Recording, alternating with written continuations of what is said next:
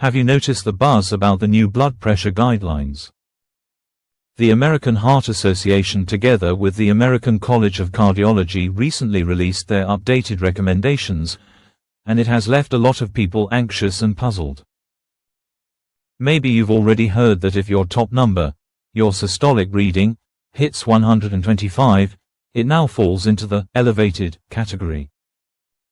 Sounds unsettling, doesn't it? But let me clear this up for you. The truth is, the classifications themselves haven't really shifted. A normal reading is still anything below 120/80. An elevated reading is between 120 and 129, as long as the bottom number stays under 80. Stage 1 hypertension covers 130 to 139 or 80 to 89, and stage 2 is 140 or higher.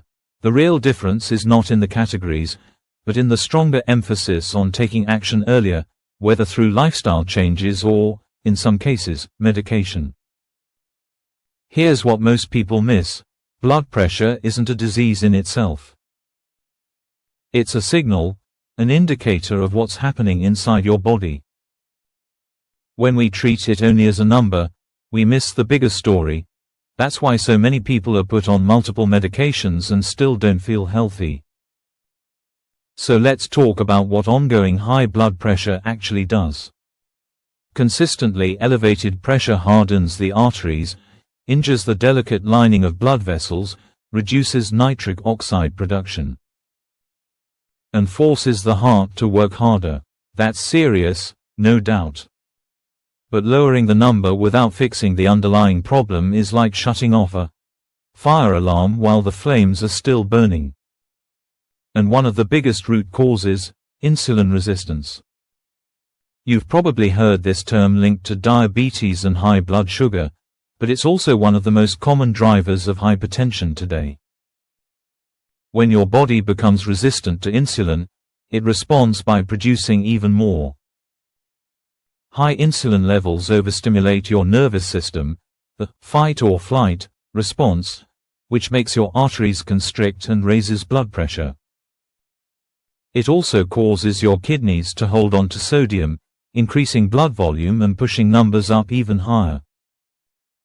On top of that, insulin resistance decreases the production of nitric oxide, the natural compound that helps your arteries relax and stay flexible.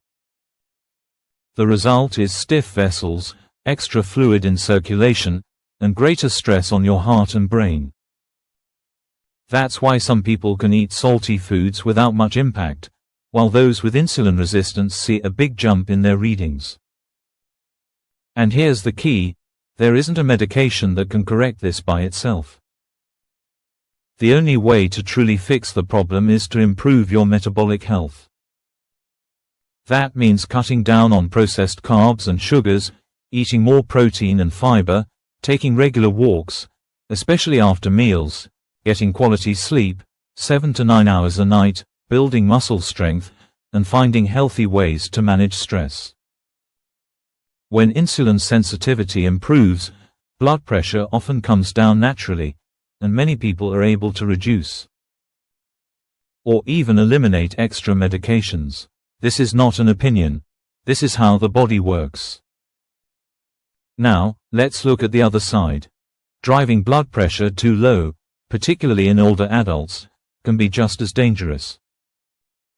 I see this frequently: people in their 60s, 70s, or 80s taking several different pills, and their readings are around 105/65. They're lightheaded, weak, unsteady, and more likely to fall or break bones. Worse, the brain may not get enough blood flow.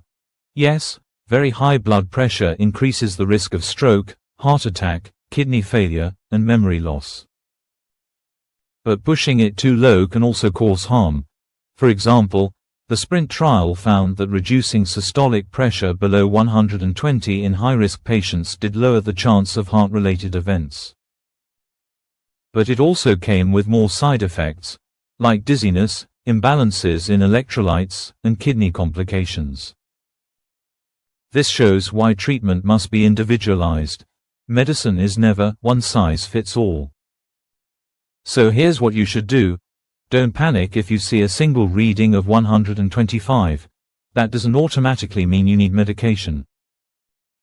What matters most is your average blood pressure, tracked over days or weeks, not just one office visit. Use a reliable home monitor, measure twice a day for a week, and average those numbers. That's the real picture you and your doctor should go by. If your numbers land in the elevated or stage 1 range, but you're otherwise low risk, focus hard on lifestyle for 8 to 12 weeks.